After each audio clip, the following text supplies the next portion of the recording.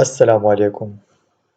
د نن نه موږ د بایولوژي کلاس 9 بوک لیکچر ریکارډ کول کوشش کوو او زموږ کوشش دا دی چې د هر یو ماشوم بیسیکلی کنسپټ کلیر شي په پښتو کې په خپله ژبه کې او د هر یو ماشوم دا 5 کوېسچنې حل شي. what where when why how د بایولوژي هر یو ټاپک په باره کې دا 5 کوېسچنې چې د هر یو ماشوم حل شي چې هغه ته دا لازم پته وي.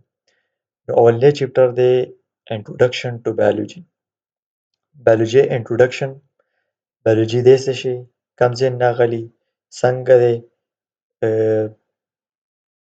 اول چا راویستې ده، دا ورډ چا استعمال کړی دی، ډیفینیشن یې څه دی، دا به نن وایو. بیسیکلی د هر سبجیکټ هسټري چې هر یو ماشوم ته پته وي، کم از کم یو څو خبرې چې ورته پته وي که نه چې دا ټاپکس د کم ځای نه راغلي یا دا څیز د کم ځای نه راغلی. نو اولنی خبره دا ده چې بایولوژي دی څه شی، what is biology. نو دا به تاسو ټول ته پته وي، تاسو به دا ډیفینیشن راټه کړی وي چې بایوز mean life and logos mean study. The study of life یا the study of living things is called biology. نو دا ډیفینیشن صحیح دی، دې کې هیڅ څه غلط نشته، دا تاسو دې کې د راټه کولو ضرورت نشته، بس د جاندار شیزونو سټډي کول ته موږ بایولوژي وایو. خو بایولوژي یو براډ ټاپک دی، یو براډ بوک دی، په دې کې ډېر زیات ډسپلینز دي، سب ټاپکس دي. نو نن صرف هسټري وایو د بایولوژي. دا ورډ اوله پیره استعمال کړی و کارلینیس په 1736 کې. بیا انسنټ روټ د دې څه دي، پخواني زیلي، مطلب چې څنګه بایولوژي راغلې ده.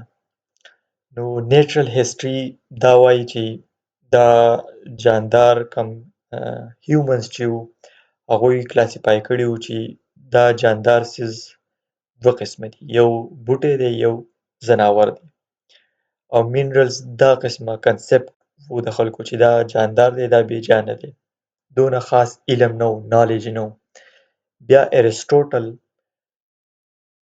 ارسټوټل یو ډیر ښه کنټریبیوشن کړی دی بایولوژي کې، هغه جاندار څیزونه کیټګرایز کړي وو. هغه دا ویلي وو چې دا هوایي ځناور دی، دا ځمکي ځناور دی، دا د اوبو ځناور دی. د هغه په کریکټرسټکس باندې هغه ډسټریبیوټ کړي وو او یو کنسپټ یې راویستی وو، انټروډیوس کړی وو چې هغې ته به یې وي د لیډر آف لایف. په هغې کې هیومن په ټاپ باندې و. ولې په ټاپ باندې و چې هیومن یو دی کمپلیکس دی، بل دی سمارټ دی او بل ویلیو لري، مطلب سینس یې. نو هغه په ټاپ باندې دی. بیا ورپسې چې دی انیملز یې راویستي وو چې دې سینس داسې خاص نشته. بیا پلانټس وو، داسې یو لیډر هغه جوړ کړی وو. نو سکالا نټوریا چې دی یو کنسپټ و چې هغې ته د لیډر آف لایف وایي. بیا د دې نه پس میډل ایجز اینډ رینیسانس، مطلب کم 14 سنچري نه واله د 16 سنچري پورې کم ایرا چې وه، په هغې کې هربل میډیسنز راووتل چې خلکو دا وپېژندل چې په دې بوټو کې داسې څه مینرلز دي، دا یقین به یې ساتو چې هغه خلک ښه کوي، په هغې کې د هیلینګ پراپرټیز دي. او یو ساینټسټ لیناردو په دې ایرا کې هغه انیمل ډایسکټ کول شروع کړل او د انیملز اناټومیکل نالج به یې کلیکټ کوو چې دې جاندار اناټومي دننه داسې دی، دننه پکې دا پارټس دي دا پارټس دي. بیا د هغې نه پس ساینټیفیک ریولوشنز چې کوم رالو هغه په 17 سنچریز نه پس رالو چې کله مایکروسکوپ انوینشن وشو. نو مایکروسکوپ چې کله انوینټ شو نو اولنی رابرټ هوک چې دی هغه سیل ډسکور کړو. بیا انټوني چې دی هغه مایکرو ارګانیزم ډسکورس کړو، دا یو ډیر غټ مایکروبیولوژیسټ و په هغه وخت کې. بیا د هغې نه پس سیل تیوریز شروع شول، د سیل په باره کې چرچې شروع شوې چې سیل یو داسې څیز دی چې ټول جاندار ترې جوړ دي. په هغې کې ډېر شي تیوریز چې دی شیلډن، شوان، راډل، مختلف قسمه ساینټسټ په هغې کې کنټریبیوشن کړی و. خو سیل تیوري یو جدا الګ هسټري لري، هغه به خیر هم په ډیټیل سره چېرته وایو په یو لیکچر کې. بیا د دې نه پس چې کوم ډاروین اینډ ایولوشن تیوریز رالو. چارلس ډاروین په 19 سنچري کې څه تیوریانې پیش کړې وې او هغه ډیر ښه کنټریبیوشن او ښه کار په اوریجن اف سپیشیز باندې کړی و. هغه دا کوشش کوو چې دا معلومول کوشش یې کول چې دا جاندار دا سپیشي د کم ځای نه راغلې ده او څنګه راغلې ده. نو هغې ته به یې ایولوشنري بایولوژي وي چې ډیر زیات اهم رول نن سبا هغه پلی کوي. بل جینیټیک ایمرجز رالل، مطلب جارج مینډل ایکسپریمنټ په ذریعه باندې خلکو کریکټریسټیک ټرانسفرمیشن وپېژندل چې دا خصوصیات د پیرنټس نه آسپرینګ ته څنګه ځي. نو جارج مینډل په دې باندې ایکسپریمنټ کړی و چې اوس ورته خلک فادر آف جینیټکس وایي. بیا په 20 سنچري کې کم ایډوانسز کم ایکسپریمنټ شوي وو او هغه ډیر زیات ریولوشن د بایولوژي په فیلډ کې کړی. نو اولنې ډي ان اے ډسکوریز چې وشو، څنګه ډي ان اے ډسکور شو، په 1953 کې واټسن او فرانسیس کرک دې دواړو ډي ان اے ډسکور کړی و، یو ماډل یې د ډي ان اے سټرکچر جوړ کړی و او د جینیټیک کوډز چې دا کوډ یو قسم له پروټین جوړی او هغه پروټین بیا زموږ په وجود کې یو کار کوي، یو ډیر ښه رول ادا کوي. د هغې د وجې نه زموږ وجود چې دی چلیږي، زموږ وجود څه شکل جوړی.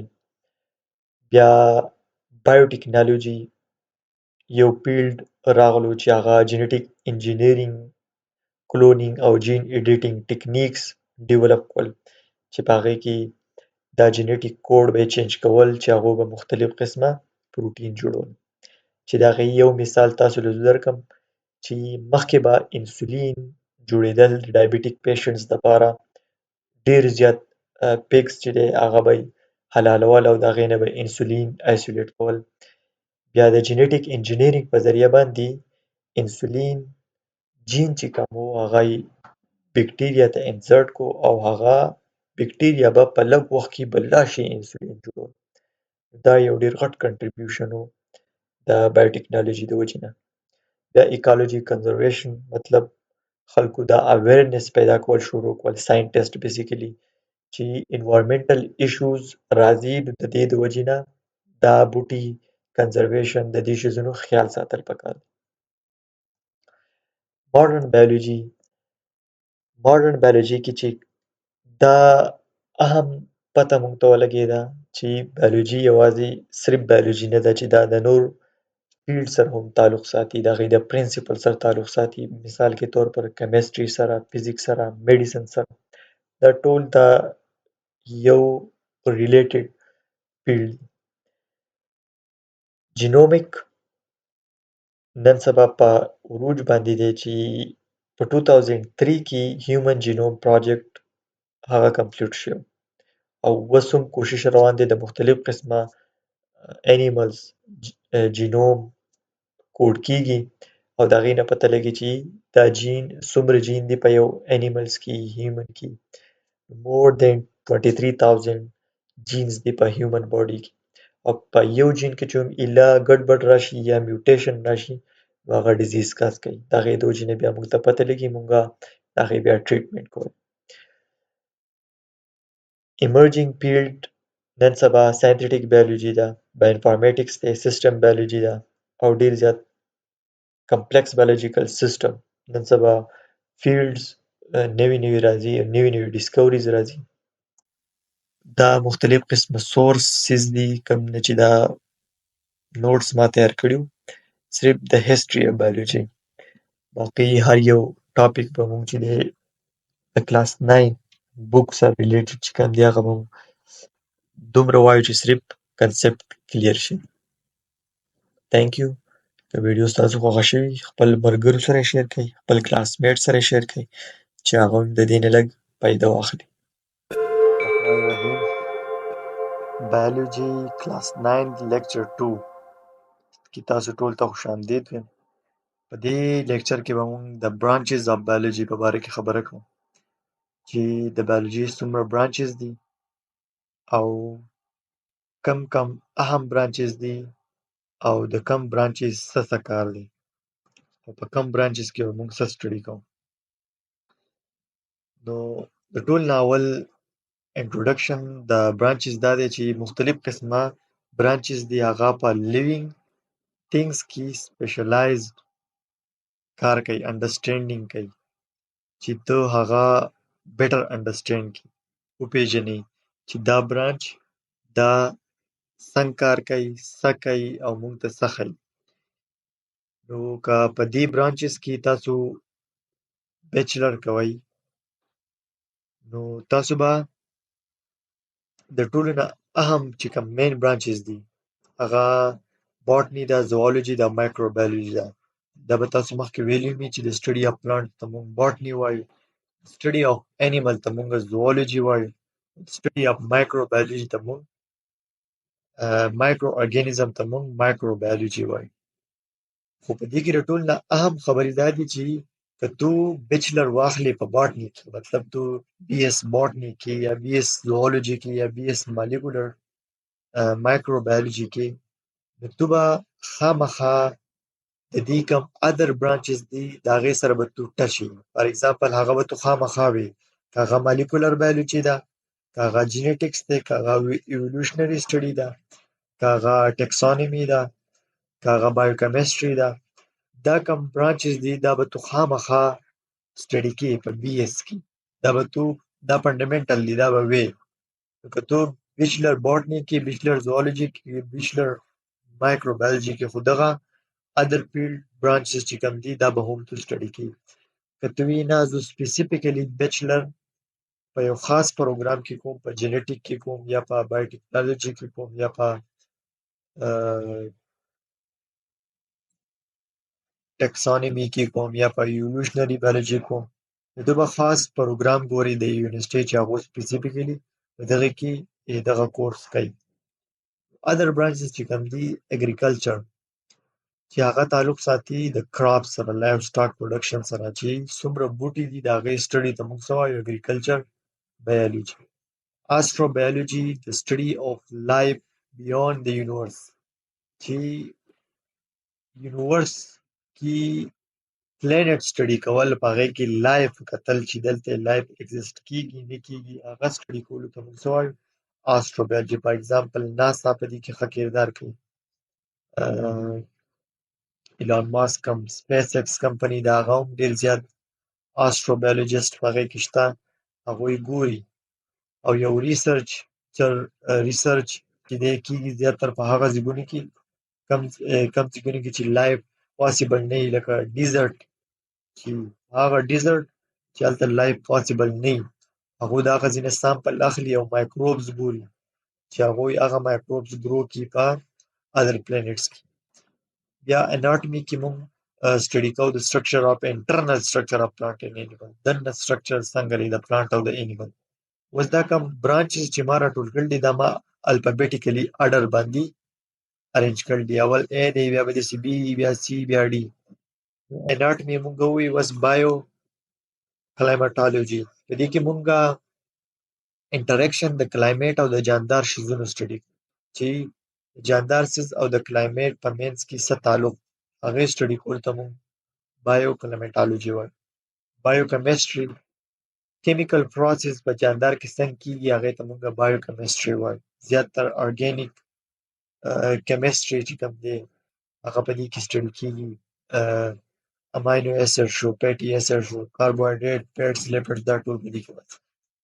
دا بایو کیمسټري چې دی دا ټول سره ریلیټډ دی. که تو یو فیلډ کې بیچلر کې د بایولوژي، نو دا بایو کیمسټري به تو خامخا وي. بایولوجیکل انجینیرینګ شو اپلیکیشن اف انجینیرینګ پرنسپل ټرو بایولوژي، هغه اپلیکیشن چې په انجینیرینګ په پرنسپل باندې چلیږي او په بایولوژي کې استعمالیږي.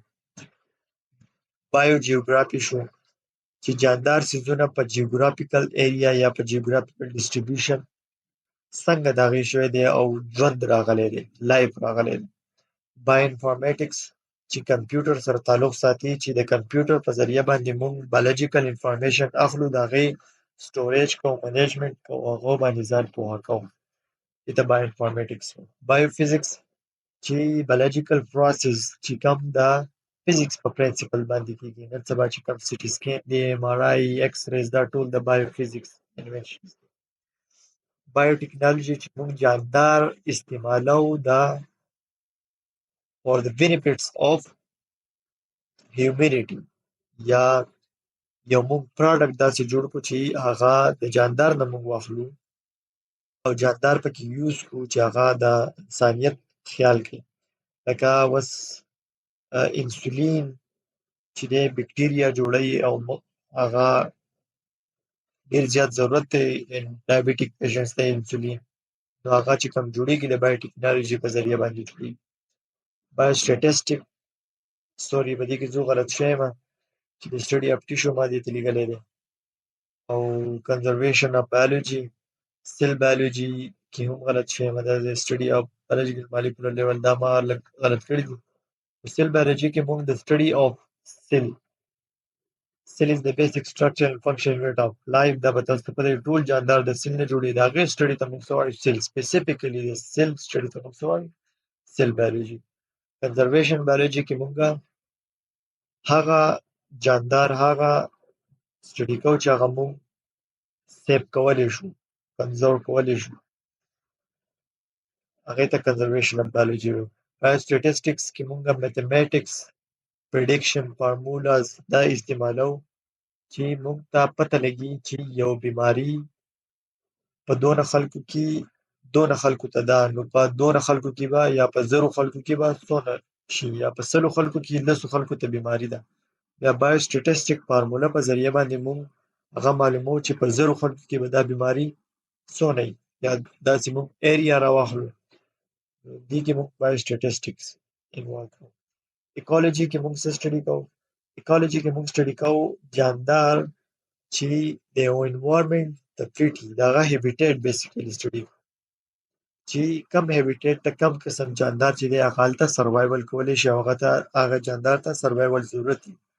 امبریالوجي کې موږ امبریو سټډي کوو چې څنګه فرټایل ایګ ډیوایډ شي، سپیشلایز سیل ته او ټیشو جوړ کړي، ارګن جوړ کړي او یو باډي جوړ کړي. انوایرمنټل بایولوژي کې موږ انوایرمنټ سټډي کوو، ایر، لینډ، واټر، چې هغه په جاندار څیزونو باندې څه اثر پرې باسي، اټماسفیر باندې، هایدروسفیر باندې، لیتوسفیر باندې. د دې ټول کې چې دا کوم انوالو دي انټر کنیکټډ کمپوننټس دي، دې سټډي ته موږ انوایرمنټل بایولوژي کوو. انټومولوژي کې موږ انسیکټ سټډي کوو. سټډي اف انسیکټ از کالډ انټومولوژي. جینیټکس کې موږ هغه کرکټر سټډي کوو چې هغه د مور پلار نه بچو ته ځي. سپیسیفیکلی جینولوژي ورته هم ویلی شي، جین موږ سټډي کوو په دې. جینولوژي یو جدا ادر برانچ دی، هغه به دې کې نشته، ما نه دی لیکلی. هسټالوژي کې موږ ټیشو سټډي کوو چې دا ټیشو کوم ټایپ څنګه جوړ دی، څنګه جوړ دی، څنګه د شیپ ترې ده، دې ټول سټډي ته موږ هسټالوژي وایو. امیونو بایولوژي کې د سټډي اف امیون سیستم، امیون سیستم سټډي کول مطلب بي سیل څنګه کار کوي، انټي باډیز، انټیجن دا څنګه اثر کوي، زموږ امیون سیستم څنګه کار کوي. مورفولوژي کې موږ کم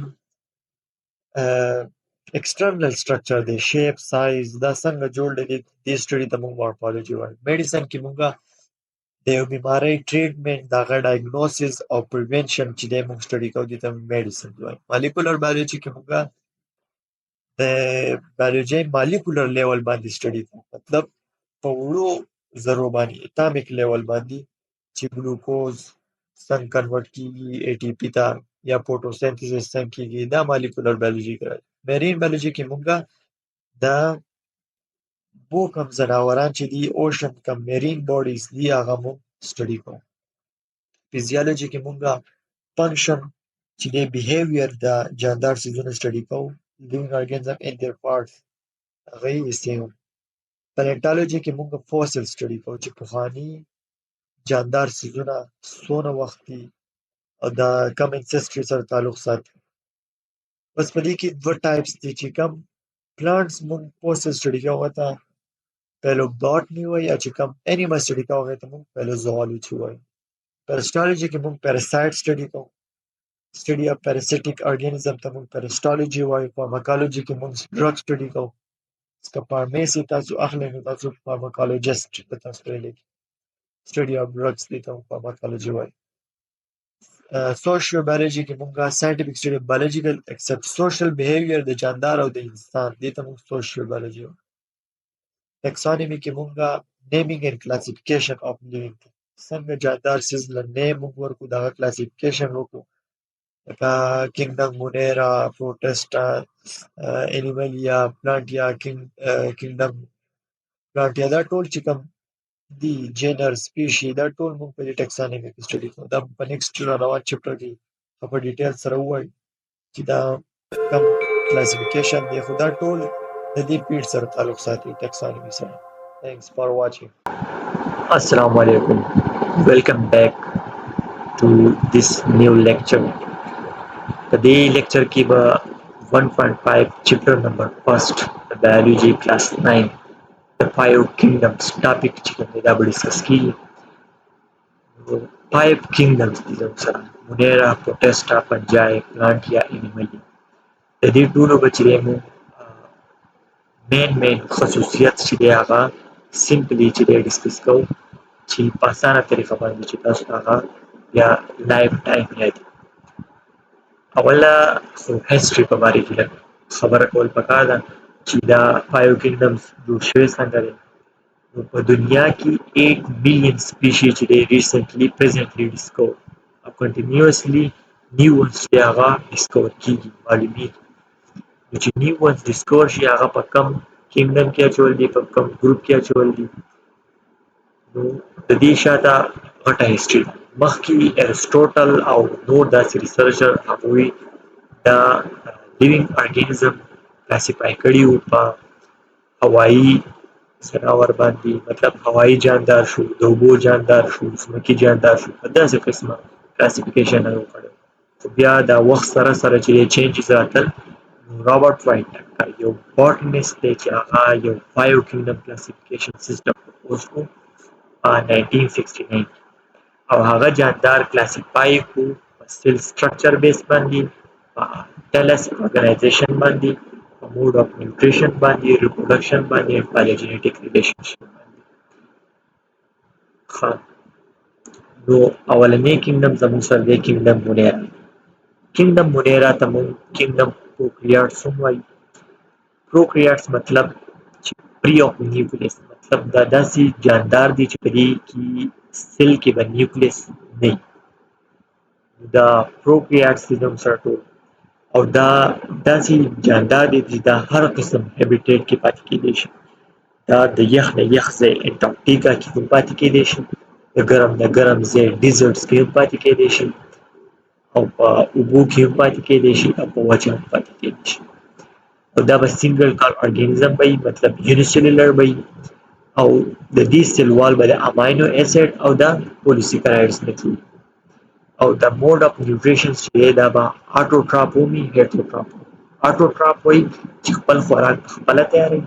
هیټروټراپیک هغه جاندار ته وایي چې خپل خوراک د بل نه حاصلوي.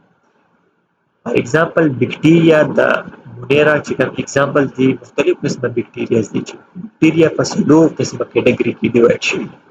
کوکای بیسیلای سپیرلیا کوکای چې داسې بکټیریا ده چې هغه ګول شیپ راوند شیپ کې بیسیلس چې راډ شیپ کې لکه دا چې ده او سپیرلیا چې دا داسې قسمه بکټیریا ده چې دې سره شاته د فلاجیلای سیلیای د مومنټ ویبریو چې هغه تھریډ لایک سټرکچر د تار په شکل. کینګډم پروټسټا چې دی دا به هم یوکریاټس مطلب په دې کې به دننه نیوکلیس سي سیل کې به نیوکلیس سي. دا به یونیسیلولري مطلب سنګل کار ارګانیزمز دی او د دې سره به سیلیا فلاجیلا دا به ورسره او دا به د دې په مومنټ کې هیلپ وکړي. دا به اټوټراپیک هم کیدی شي هیټروټراپیک هم کیدی شي مطلب سب پروټسټا کوم لیوینګ ارګانیزم چې هغه اټوټراپس دي سره هیټروټراپس دي. د دې نیوکلیر میمبرین شته مطلب نیوکلیس چې په دې لیوینګ ارګانیزم کې دی د هغې سره به ډېر چاپېره نیوکلیر میمبرین او سیل وال به پکې هم وي او بل دی به ریپروډکشن په سیکشوال طریقه باندې کوي مطلب میل فیمیل به راوځي کېږي سیل فیوژن به کوي زایګوټ به جوړوي سیکشوال ریپروډکشن به کوي او داسې قسمه کینګډم پروټسټر چې دی ستا فردر ډیوایډ شوې ده. کایسوپایټ ستا، لینوفلیجیلیټ ستا، یوکلینایټ ستا، سلایم مولډ ستا، پروټوزوان. دا قسمه سب کیټګریز دي د پروټسټ. بیا ورپسې زموږ سره بل کینګډم دی پنجای. دا به هم زموږ سره یوکریاټس مطلب چې په دې کې به نیوکلیس وي او د دې سیل وال به جوړي د کایټین او د پولیسیکلایډز. بل ډیفرنس پکې دا دی چې د دې کې به هم نیوکلیر ممبرین او هیټروټروپیک ارګانیزم وي، مطلب چې خپل خوراک به د بل نه حاصل او دا پیراسیټیک هم کېدی شي، مطلب نقصان رسولی شي بل جهات، او سپروپایډز هم کېدی شي. سپروپایډز مطلب چې دا ډیکمپوزیشن کې هیلپ وکړي، مطلب چې کوم ډیډ ارګینیک میټرز دي هغه څه کې ډیکمپوز کړي. او بل دا چې دی کلاسیفای شوي سمبیوټس کې دي. سمبیوټس مطلب سمبیوسس باندې د خپل ژوند تېروي، مطلب چې جیو اور جیو ته هم اوسېږه چې به هم اوسېږه. په دې کې داسې پنجای شته چې هغه یو داسې جاندار سره اوسي چې هغه غټ پلانټس هغه ته موږ څه وایو مایکوزیا. او پنجای سپیشي چې دی هغه سره سلینډریکل هایپا چې دی تھریډ لایک شیپ تھریډ لایک کنسټرکشن چې مایسیلیم از ویب اف هایپا. مایسیلیم چې دی دا ویب اف هایپا مطلب داسې خود شوی د زیرو په شان دي.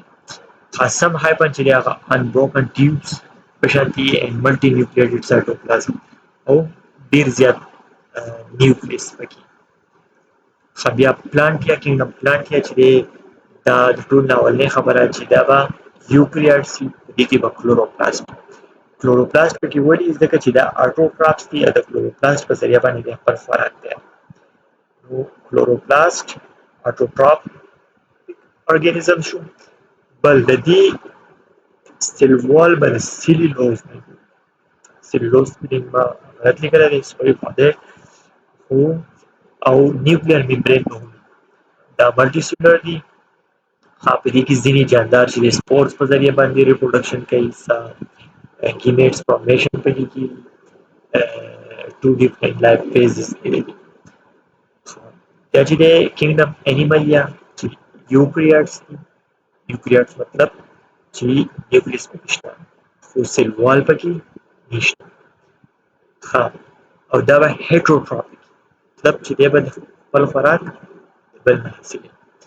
او ډېر زیات سپیشیز چې دی هغه ډاپټ لوکوموشن مطلب مومنټ کولی شي د یو ځای نه بل ځای ته تللی شي، او د هر یو جاندار به خپل قسم هیبیټیټ وي، او دا به په سیکشوال طریقه باندې به خپل ریپروډکشن کوي، مطلب میل فیمیل به رایوځای کېږي، هغه به زایګوټ جوړوي د هغې پس به چې دی بیبي فارمیشن.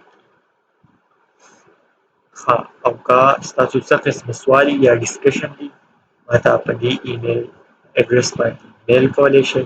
کوېسچنز په کمنټس کې هم ویلی شئ، او په ډسکرپشن کې زما د وټساپ یو ګروپ دی، په هغې کې موږ اوپن ډسکشن کوو، ټاپک ریلیټډ خبرې کوو. هغه ګروپ ورسره تاسو هم جوین کولی شئ.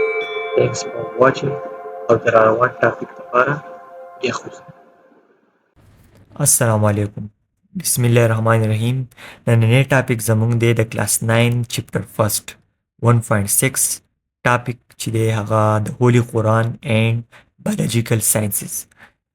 نو په کتاب کې چې کم د قرآن مجید آیاتونه دي او د هغې ټرانسلیشن لیکلی شوي دي، نو هغه که زه تاسو ته داسې ووایم ستاسو سره کنسپټ یا آیډیا به کلیر شي.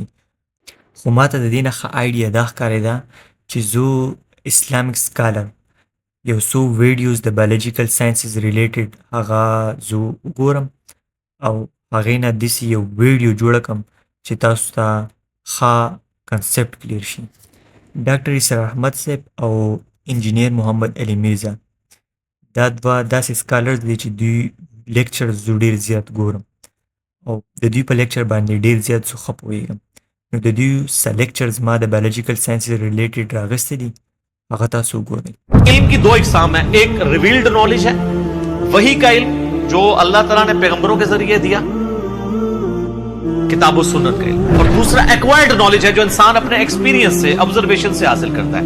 The knowledge obtained through observations and experiments is known as science.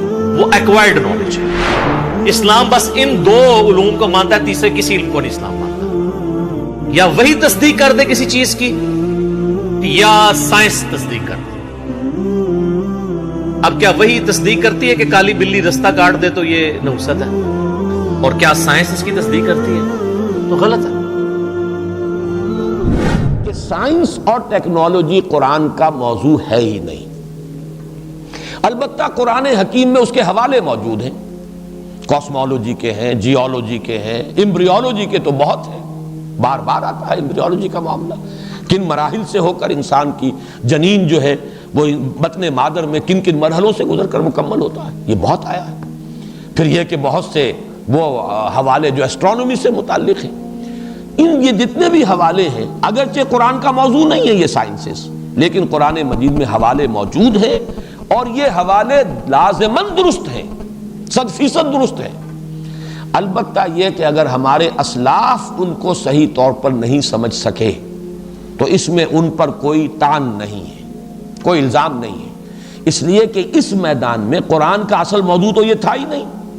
और ये चीज़ें समझ में आ सकती थी जबकि खुद इंसान का वो इंसानी इल्म जो है तरक्की करके इस हद तक आए कि वो इन हवालों को समझ सके।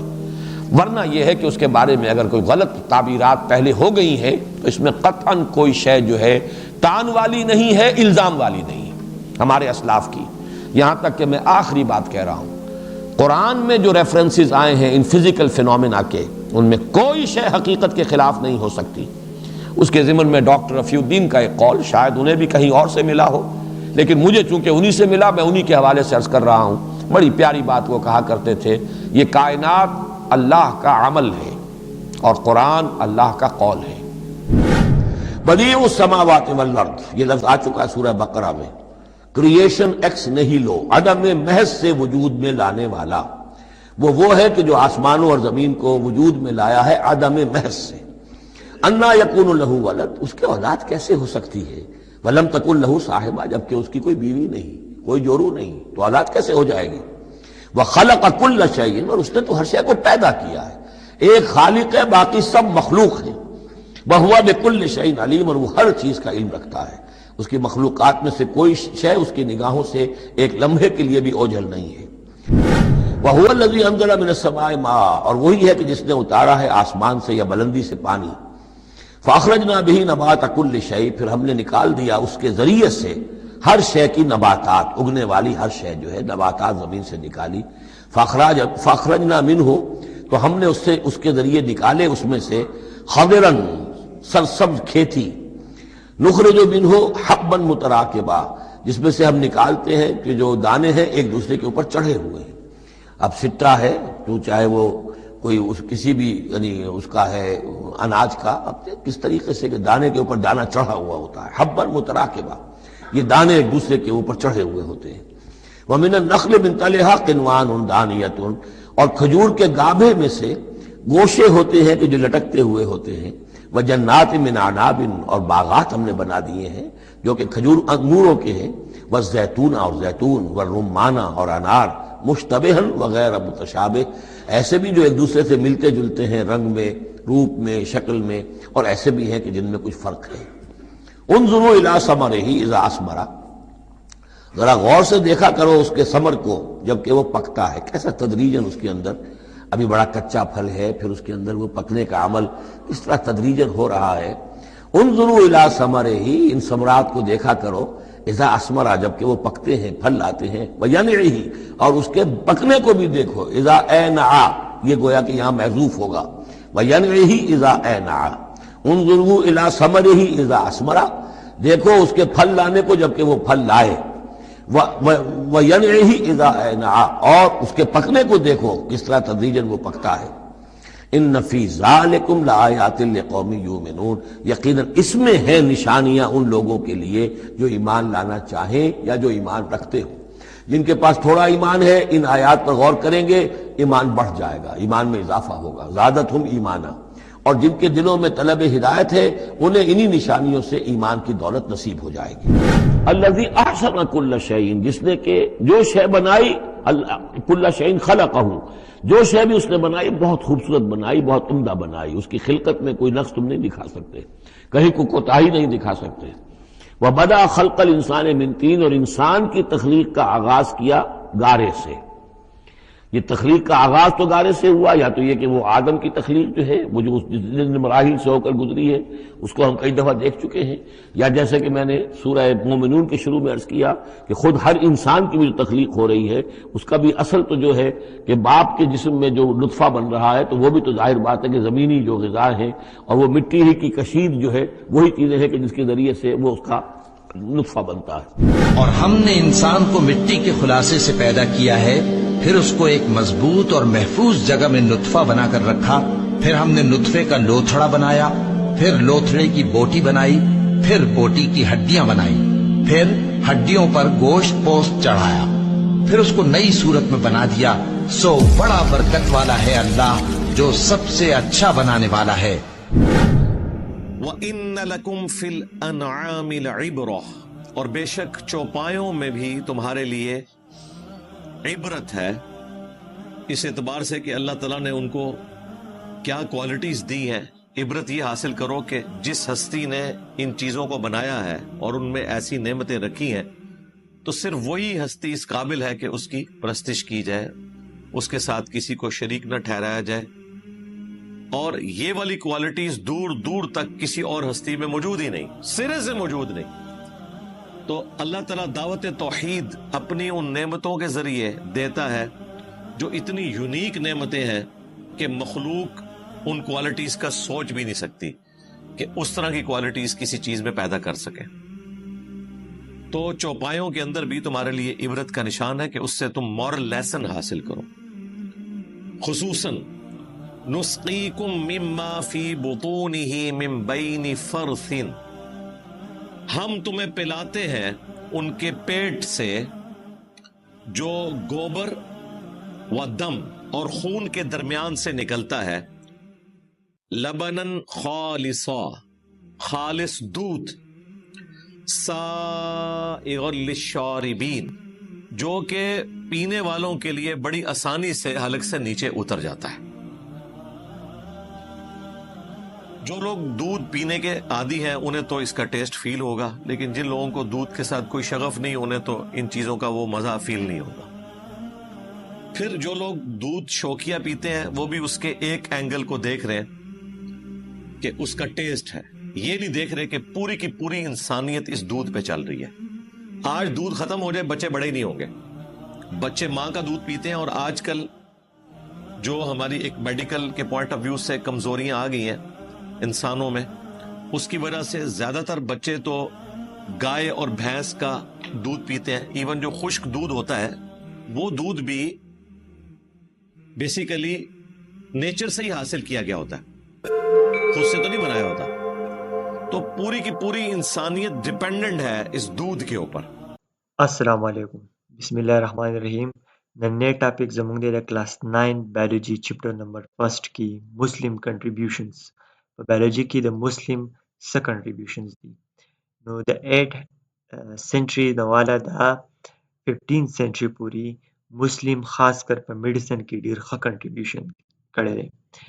نو په هغې کې کم فیمس ساینټسټ چې دي هغه په دې بک کې منشن دي، چې په هغې کې اول جابر ابن حیان دی، عبدالملک عاصمی، بو علی سینا، بو عثمان عمر الجاحظ الفریبی، عبدالقاسم علی زہروی، ابن الحیتم، علی بن عیسیٰ، ابن النفیس، دا سب فیمس ساینټسټ دي، مسلم ساینټسټ دي چې دیو ډېر ښه کنټریبیوشن کړی دی په بایولوجي کې، فیلډ اف بایولوجي کې۔ د ټول نه اولنی دی زموږ سره جابر ابن حیان۔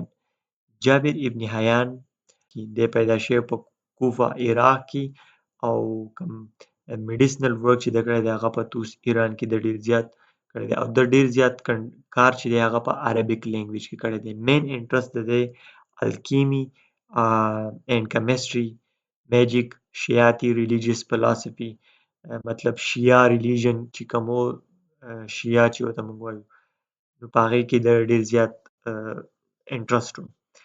ښه نوټیبل آیډیاز چې هغه اوس هم چې دی په هغې باندې کار کېږي یوز کېږي هغه یوز اف ارګینیک سبسټانس ان کیمسټري سلفر مرکري تیوري اف میټل ساینس اف د بیلنس ساینس اف آرټیفیشل جنریشن دا څه نوټیبل آیډیاز دي چې هغه اوس هم ډسکس کېږي.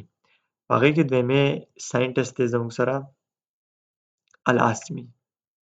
الاسمي چې دی په 740 عیسوي کې په بصره عراق کې پیدا شوی او په 828 عیسوي کې په بصره کې بیا وفات شوی. نیشنلټي خلافت د دغه ځای وه په هغه وخت کې چې خلافت و او د ده ادر نیمز چې دی هغه دا دي ابو سعید عبدالملک ابن خریب السمع الباهلي دا ادر نیمز دي. ښه او ده هم چې دی اسلامیک ګولډن ایج کې مطلب مونږ اوس وایو که چې مسلم ساینټسټ دا مسلم ګولډن ایج داسې ایج دی چې په دې کې مسلم ساینټسټ چې کوم دی هغه ډېر زیات کنټریبیوشن کړی و په یو خاص پیریډ کې. د ده مین انټرسټ څه و ګرامر و د ده پویټري ښه بوکس دی لیکلي دي نیچرل ساینس او زوالوجي کې دا بوکس هم چې دی لیکلي دي هغه چې دی الابیل about camels و اشا about sheep و الوحوش چې دی هغه about wild animals و الخالق الانسان چې دی دا د part and function of the human bodies په باره کې دا بوکس چې دی لیکلي و.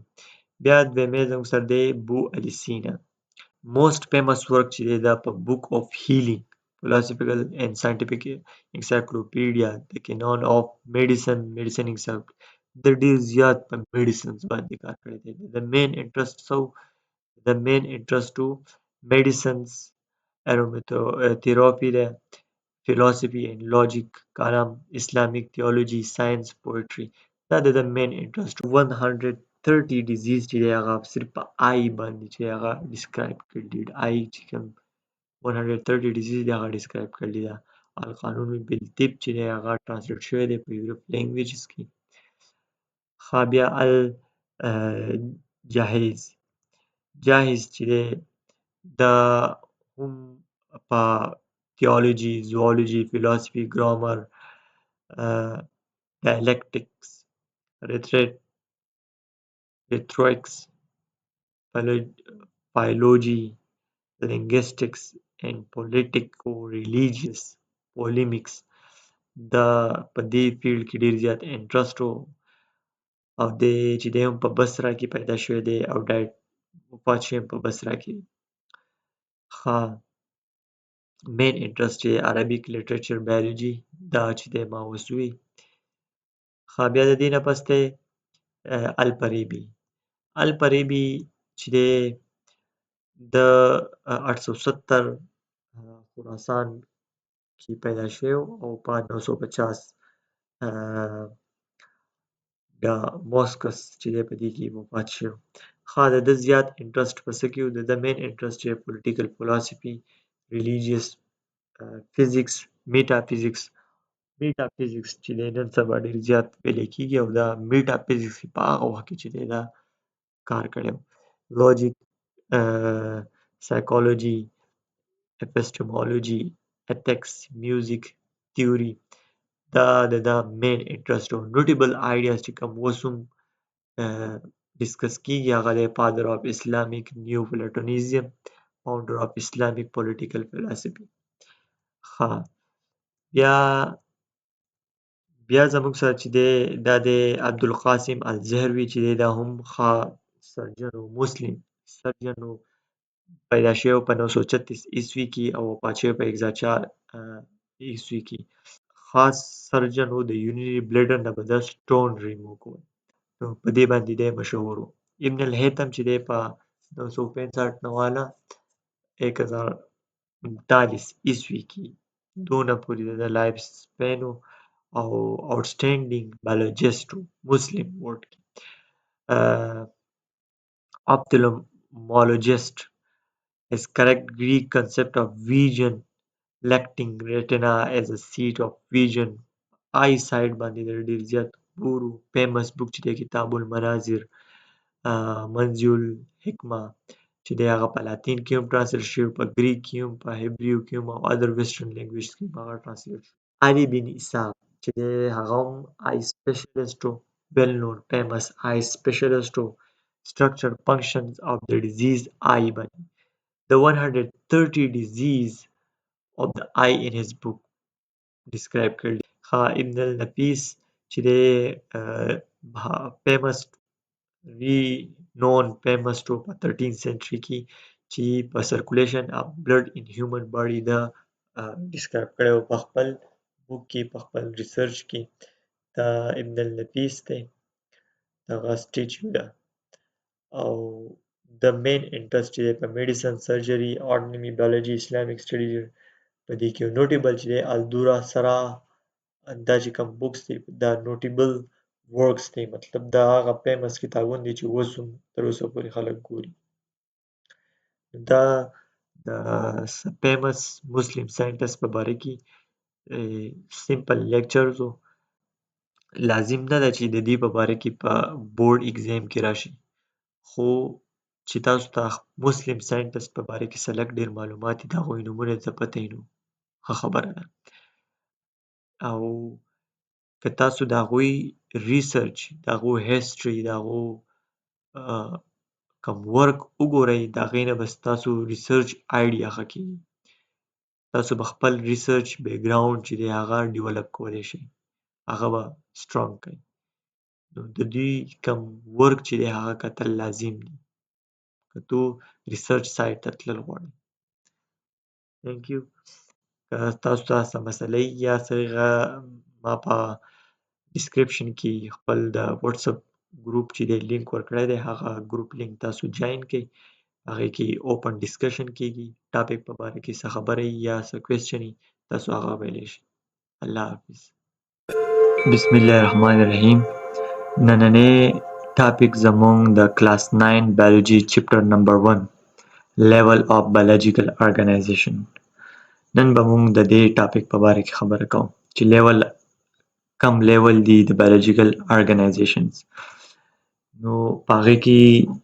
کم 7 لیولز چې دي هغه د لیوینګ ارګنایزیشن سره تعلق ساتي په هغې کې اولنی لیول چې دی ایټم سب اټامیک پارټیکلز بیا چې دی مالیکیولز اینډ کمپاوند لیول 3 کې ارګنیلز اوس دا فرست سیکنډ اینډ تھرډ دا لیولز چې دي دا نان لیوینګ دي باقی دا لیول 4 نه والا د لیول 7 پورې دا په لیوینګ کې راځي د دې نه لاندې چې کوم راځي لیول 4 سیل لیول 5 ټیشو لیول 6 ارګن لیول 7 ارګن سیستم دا سټیپ بای سټیپ لیولز دي دا به موږ اوس ډسکس کوو ښه په ډیټیل باندې بیا چې دی دا لیول آف ایکولوژیکل ارګنایزیشن دي کوم د 8 نه والا د 12 پورې لیول 8 ارګانیزمز دی بیا لیول 9 population لیول 10 community لیول 11 ecosystem لیول 12 biosphere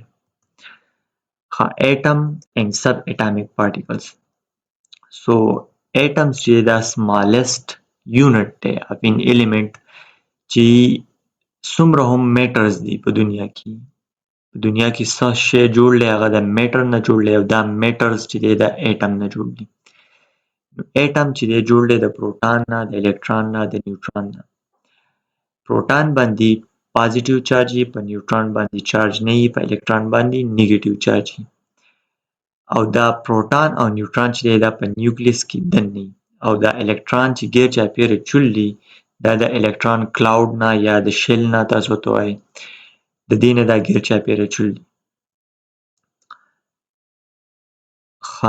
بیا ورپسې لیول 2 molecules and compound molecules چې 2 or more atom چې دی bond جوړ کړي رايوځای شوي په دې کې سیم هم کېدای شي consist of the same or different elements لکه اکسیجن O2 سیم هم کېدای شي او ډیفرنٹ هم کېدای H2O compound چې دی دا هم type of molecule دی خو at least two different چې په دې کې به at least دوه مختلف chemical bonded together شي مطلب elements په chemically bonded دي خو مختلف وي at least دوه پکې different دي نو مطلب H2O چې دی دا compound دی CO2 دا هم compound دی ښه بیا level 3 organelles organelles چې دی دا هم په living cells کې دننه نو نیوکلیس کې چې دننه جینیټیک میټیریلز دي مایټوکانډریا چې د پاور هاوس اف د سیلز دی انډوپلازمیک ریټیکولم کې سموث دی او رب انډوپلازمیک ریټیکولم دی څه چې د رایبوسومز پروټین سنتسایز کوي او څه چې د ډیټاکسیفیکیشن پروسس کوي او داسې نور ګولجی اپریټس دی نور مختلف قسمه رایبوسومز دي سوري ارګانیلز دي دا په سیلز کې دننه ښه بیا موږ سیلز ته راځو مطلب ارګانیلز چې رايوځي شي هغه سیلز جوړ کړي نو دا لیول 4 سیل دی بیسیک سټرکچر اینڈ فنکشن یونټ دی د پورا جاندار ټول جاندار چې څه هم دی هغه د څه نه جوړ دي د سیلز نه جوړ دي په سیلز کې به ته دوه ټایپس یاد ساتي یا پروکریاټ او یوکریاټ پروکریاټ چې دی هغه بکټیریا مطلب نیوکلیس چې پکې نه هغه ته موږ پروکریاټ وایو یوکریاټ چې نیوکلیس پکې هغه ته موږ وایو یوکریاټ اوس دا سیل ممبرین نیوکلیس سایټوپلازم ارګانیلز دا ټول دا په سیل کې دننه ښه ورپسې زموږ سره دی ټیشو لیول 5 نو ټیشو چې دی مختلف قسمه سیلز یا یو قسم سیلز رايوځي شي او هغه یو داسې ګروپ جوړ کړي چې هغه یو مختلف قسمه یا یو سپیسیفیک فنکشن کوي فار ایگزامپل اپیتیلیل ټیشو کنیکټیو ټیشو مسلز ټیشو نروز ټیشو د دې هر یو مختلف فنکشن دی په باډي کې لکه اپیتیلیل ټیشو چې دی دا زموږ سرفیس د باډي چې کوم دی هغه کور کوي کیویټیز نه بچ کوي کنیکټیو ټیشو چې دی سپورټ پروټیکشن ورکوي دغه شان مسلز ټیشو چې دی دا ریسپانسیبل دی د موومنټ لپاره ښه بیا لیول 6 دی ارګن اوس چې مختلف قسمه ټیشوز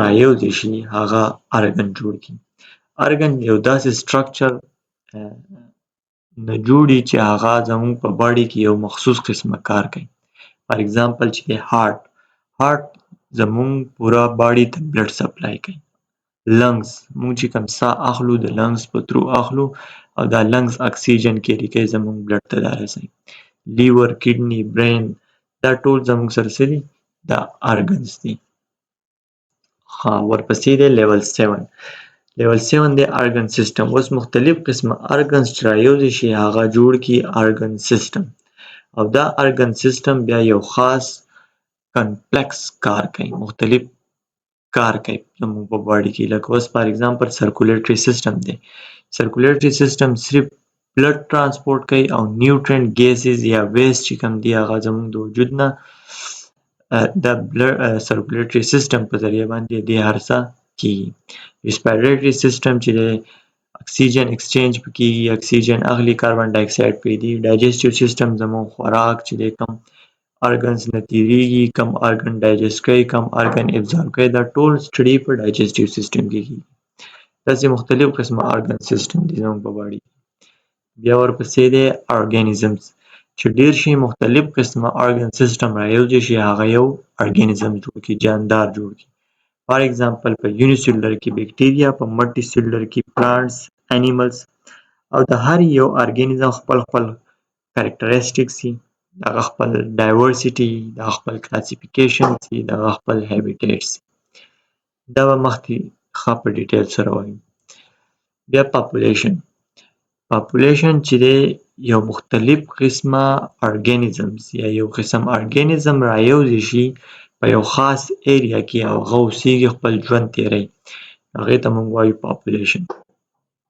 پاپولیشن گروث چې دی برث ریټس ډیث ریټس امیګریشن یا امیګریشن دا څه دي دا پاپولیشن گروث کې راځي کیرینګ کیپاسټي څومره علاقه کې څومره خلک راځي ډیموګرافیک ټرانزیشن او پاپولیشن ډینسټي امپیکټ آن ریسورسز څومره ریسورسز پکار دي او خاص لکه اوس په ښار کې ډیر زیات ریسورسز پکار دي د خوراک د هر څه او په کلي کې دومره نه وي، سهولیت هم نه وي، دا ټول پاپولیشن سټډي کې راځي. کمیونټي اوس کمیونټي څه ته وایي چې یو ګروپ اف انډیویجوال رايوځای شي چې په هغو کې یو سیم قسمه کریکټرسټیک وي، انټرسټ وي، جیوګرافیکل لوکیشن وي. لکه فار اگزامپل هیومن یو داسې ځای ته لاړ شي چې هغه ځای کې اوبه وي، په هغه ځای کې د اوسېدو ځای، د خوراک د فصل د پیدا کېدو ځای پکې، زرخیزه ځای پکې، نو هغه خصوصي خلک چې رايوځای شي په هغه ځای کې اوسېږي، هغې ته موږ وایو کمیونټي. بس په دې کې مختلف قسمه کمیونټس کیدای شي، کلچرل کمیونټي هم کیدای شي، ریلیجیس ګروپ هم کیدای شي، او دا ډېر ښه اثرات پرې باسي په سټرانګ کمیونیکیشنز کې، ویل بینګ ډیولپمنټ هم کوي، پروموټ کوي، فیسیلیټیز کلیکټیو اکشنز هم دا کوي. بیا ورپسې دی ایکو سیسټم.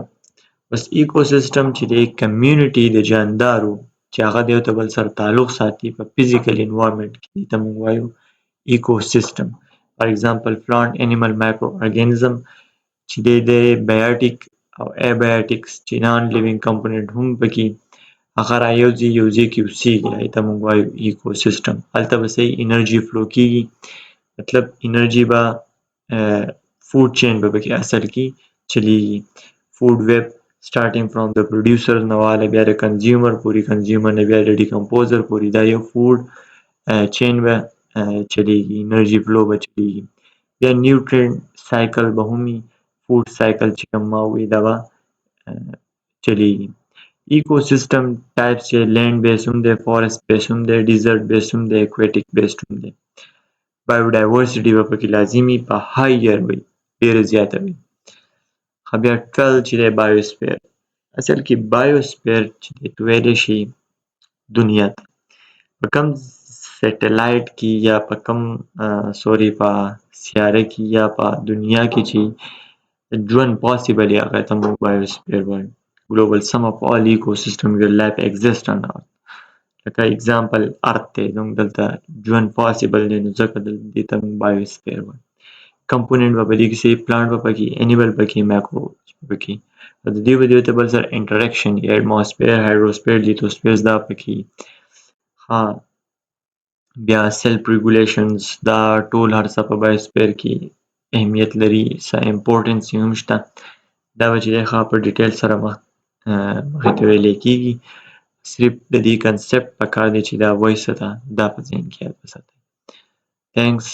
Subscribe. Also join my WhatsApp community group. Link in the description below. Thanks for watching and subscribe. بسم الله الرحمن الرحیم. نن ټاپک زموږ دی د بایولوجي کلاس 9th چپټر نمبر 1 ټاپک نمبر 1.9 سیلولر ارګنایزیشن چې لاست ټاپک دی د دې چپټر. او دې چپټر کې د سیلولر ارګنایزیشن په باره کې خبر دی، خو د ټول ناول تاسو له پکار دی چې سیلز وپېژنئ. سیلز څه ته وایي؟ نو سیلز یو سمالسټ بایولوژیکل یونټ دی چې ټول جاندار چې دی هغه د څه نه سیلز نه جوړ شوي دي. خو دا سیلز چې دی مختلف قسمه جاندار جوړوي. چې د یو سیلز نه جوړي هغې ته به موږ وایو یونیسیلولر ارګانیزم، چې د مختلف قسمه یا ډېر شي سیلز نه جوړي هغې ته موږ وایو ملټي سیلولر ارګانیزمز، او چې یو قسمه سیلز وي او په ګروپ کې رايوځای شوي دي چې هغه کار په یو ځای باندې کوي هغې ته موږ وایو کالونیل ارګنایزیشن. نو په نمبر باندې به اوس یو وایو. اوس یونیسیلولر ارګانیزم چې دی دا زموږ سره سنګل کار ارګانیزم دی، یو سیلز نه جوړي چې د هغې اګزامپل دی ایکولای، ییسټ، امیبا، بکټیریا. دا قسمه اګزامپلز دی د یونیسیلولر چې د دې سټرکچر به اګزیکټلی سیلز یو سیلز وي، سټرکچر به چینج وي خو یو سیلز نه به جوړي. ټول پرفارم میټابولیزم هر څه په هغه یو سیلز کې کېږي، ایکسکریشن به هم کوي، ریپروډکشن به هم کوي، هر څه به چې دی هغه په هغه یو سیلز کې کېږي. بیا ورپسې دی ملټي سیلولر ارګانیزم. ملټي سیلولر ارګانیزم به د مختلف قسمه سیلز نه جوړي او ډېر زیات سیلونه به رايوځای شوي یو جاندار به جوړ کړي، مثال کې طور پر هیومن. او دا به هر سیلز، هر یو ټیشو، هر یو ارګن یا هر یو ارګن سیسټم به خپل سپیشلایزډ کار کوي چې هغه د څه دپاره هغه سیسټم کار کوي. دی به ریپروډکشن هم کوي، دی به میټابولیزم هم کوي، دی به هر څه کوي، خو چې ټیشو جوړ کړي، ارګن جوړ کړي، ارګن سیستم جوړ کړي. لایک دیز ایگزامپل هیومن سیل رایوزې شوي دي، مسلز ټیشو جوړ کړی دی، مسلز ټیشو رایوزې شوي دي، هارټ یې جوړ کړی دی، بیا داسې ډایجسټیو سیستم، سرکولیټري سیستم، بلداشي سیستم رایوزې شوي دي، یو قسمه سپیسیفیک کار کوي زموږ په باډي کې. بیا د کالونیل ارګنایزیشن یو داسې ارګنایزیشن دی چې دا سنگل سیل ارګانیزم دی، خو دو از ا سنگل نشي پاتې کېدی، نو دوی به از ا ګروپ کار کوي چې د هغې اگزامپل دی ولواکس. دا یو داسې کالونیل ارګنایزیشن دی چې دوی یو ځای کې راغونډ شي او مختلف قسمه سیلز چې دی په هغه ګروپ کې مختلف قسمه کار کوي، لکه غیر چاپیره کوم سراونډینګ سیل چې دی هغه د موومنټ کار کوي، داسې دننه چې کوم انټر سیلز دي هغه د سم میټابولیزم اینډ ریپروډکشنز کار کوي. داسې قسمه سیلز چې دی هغه ته موږ وایو سیلولر کالونیل ارګنایزیشن. اوس دا کوم ډسکشن سمپل ټاپک د دې په باره کې ورسره که داسې څه قسمه یا د دې سره ریلیټډ څه کوېسچن وي نو زموږ د واتساپ ګروپ لینک چې دی هغه په ډسکرپشن کې دی، هغه ورسره جاین کړئ او نور د ایجوکیشنل یا بایولوژیکل ټاپک ریلیټډ څه ډسکشن دی هغه موږ په هغې ګروپ کې کوو. Thanks for watching and subscribe.